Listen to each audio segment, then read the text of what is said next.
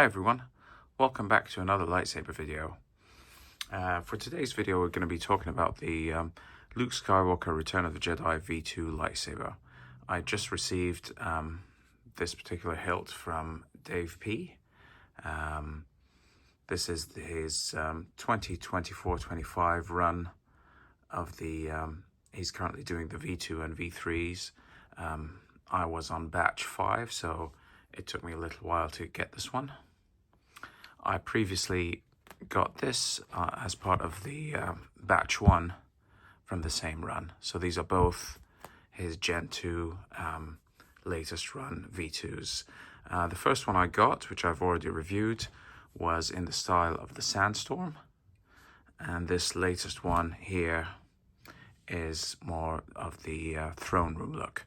And I'll explain exactly what all of that means and why I have 4 different V2s. So to start with, just kind of go back a little bit and talk about the history of this prop. It all started with this one.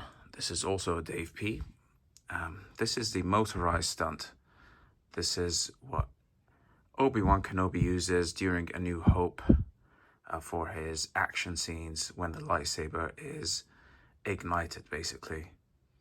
This was cast and created to resemble his well-known hero belt hanger, but it was obviously functional. It had a external power supply that was hidden under his sleeve that connected here, and then the switch that he would toggle to make this rod spin, and a blade would be mounted on top, and that would create the animation effect.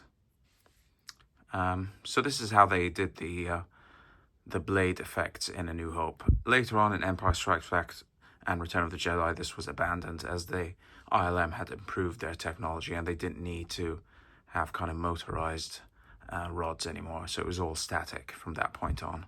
But anyway, this is the origin. This is the essentially the V2 in its first kind of iteration. It was the A New Hope Obi-Wan motorized stunt, and you can clearly see that it will become the V2. It's just got a very different paint job. It's much more kind of black. It's got the bubble strip, and plus, as I said, cables and switches and so on. So this is a DaveP motorized stunt. This is an older run from Gen 1. This would then be used during Return of the Jedi to create Luke's V2 belt hanger. So what they did is they got this hilt because it was no longer needed, and they just kind of chopped off that blade because you don't need that anymore, or chopped off that rod. And either through time or intentionally, they just scratched off some of that paint. It was probably more from handling, to be honest. And then it just made a few modifications. So like removing the switch and the cable and all that because it wasn't needed anymore. The transistors, if they were there, we don't know. And this was how it looked at first. This is the Sandstorm. The name comes from a very early scene during filming when they were in a sandstorm, and you can see it on Luke's belt. The reference pictures they're not very many, they're not very clear, so a lot of this is kind of based on Dave's research and his kind of creative approach to what he felt it would look like during that scene. So this is the first appearance of the V2 in Return of the Jedi, and it's a Sandstorm one. You can clearly see that it will become the well-known V2, except it still possibly has a bubble strip, and it's missing the little greeblies here on the bottom. But everything else about it is unmistakable V2. The emitter has become much more dented. So that's the Sandstorm. This is the latest one, which I have, is the Throne Room. And this is what we see during the bulk of Return of the Jedi. It kind of looks more like this. The paint is much more kind of chipped, or a lot of the paint has come off from the emitter and from the booster particularly. And it's now has the more kind of classic, well-known clamp card, which is a mystery circuit board that has not yet been identified. And it also has a gaffer tape, and that was presumably added because this is a spinning emitter. It would spin. So maybe it was loose or broken, I'm not really sure, but they added some gaffer tape. So I'll come back to this one as it's the latest one and talk about this one, the build itself, in a little bit more detail. But I'm just kind of going over the different versions and why I have 4 of them here today. So that's the throne room, and it's kind of it's set up to look like the throne room the version, like the one that Palpatine has with him when he takes it and puts it on right beside him. This is the most well-known, probably. This is the post-production version. This is the way the prop looks today. We know this, and we have really good reference pictures of this version because it was shared by the owner of this prop, Brandon Allinger. I believe that's how the name is pronounced. Might be Allinger, not sure, sorry.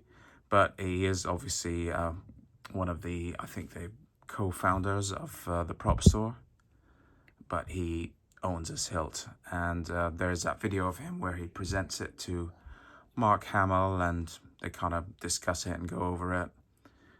So there's a lot of good reference pictures of this.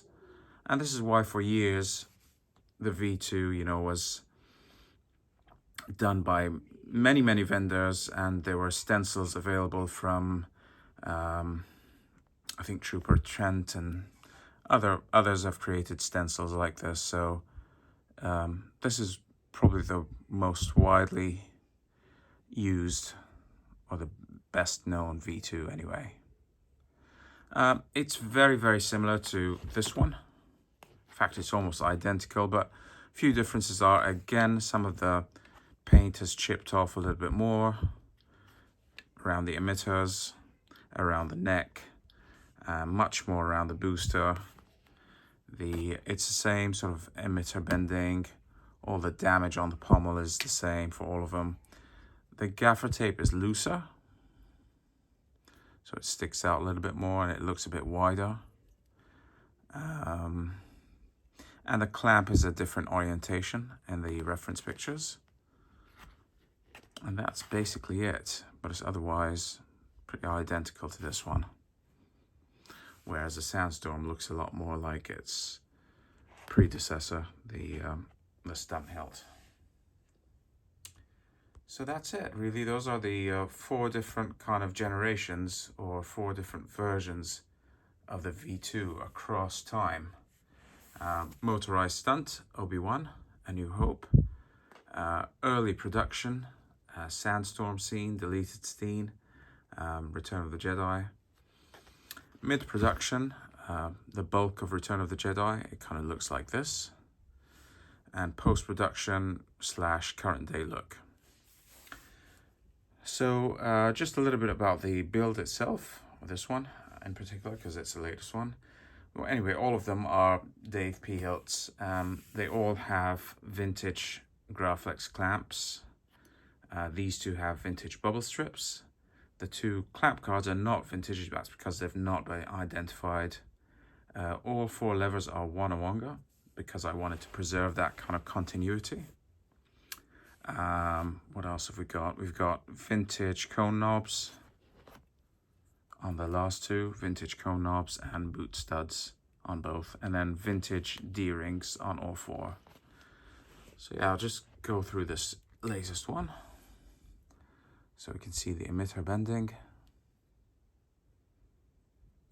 And a lot more paint on the emitter than this one, which is a lot darker as well. That's another difference I forgot to mention about these 2, is that the metal itself is a cleaner finish compared to the post-production one, which is a little bit more darkened.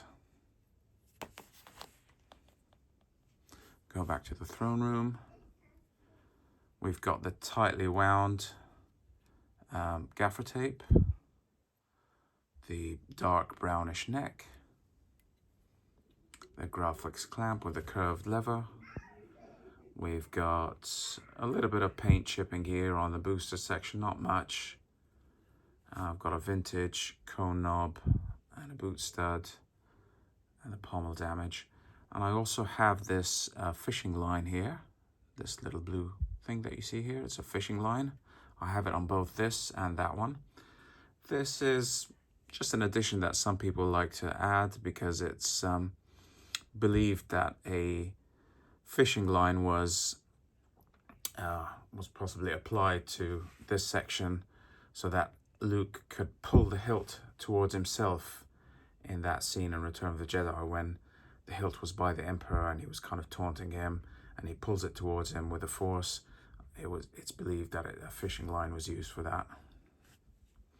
There's various other marks that are consistent with 4, like this mystery machining mark here, and some of the dents between the pommel cubes. All the dents and scratches underneath are consistent. As you can see, all of these have the same sort of thing. Again, the circle mark, the dents, the pommel damage. They are pretty consistent for the most part. This diagonal scratch on all of them as well. Yeah, so it's quite nice to kind of be able to see how the prop progressed over time, how it looked from kind of start to finish. This is one of my favorite hilts in the entire original trilogy, really. So for a long time, I wanted to have every possible version of it. So thanks to Dave, I've finally been able to complete the set with the latest one, the throne room version. So that's it for today's video. Many thanks to Dave for this beautiful build. Really, really great work. Very accommodating, really communicated very well with me. I told him exactly how I wanted it done, and I sent him all the vintage parts I wanted him to use for my build so that it matches everything else. And you know, he's very kind to do this. And one more thing he did as well for me, I forgot to mention, the Gen 1 emitters were a different technique of bending. So the bending is a little bit more subtle, because I think he used to just bend them by hand, like by using, obviously, I'm not sure how, maybe he had a jig or something. I think he had a jig and he kind of bent them by hand, each one. So it wasn't as pronounced as this. So then it wouldn't have matched. So I asked him if I can have a new emitter. So this is a Gen 1 hilt, but then the emitter is a Gen 2. The emitter is that one. And it fit perfectly, no issues whatsoever. And yeah, all of these are spinning emitters. So I was able to replace the emitter on that just so it matches the bending style of the previous two. So that's really nice of him too. He was able to accommodate that request. But yeah, I hope you've enjoyed the video. Thanks very much for watching, and I will see you in the next one.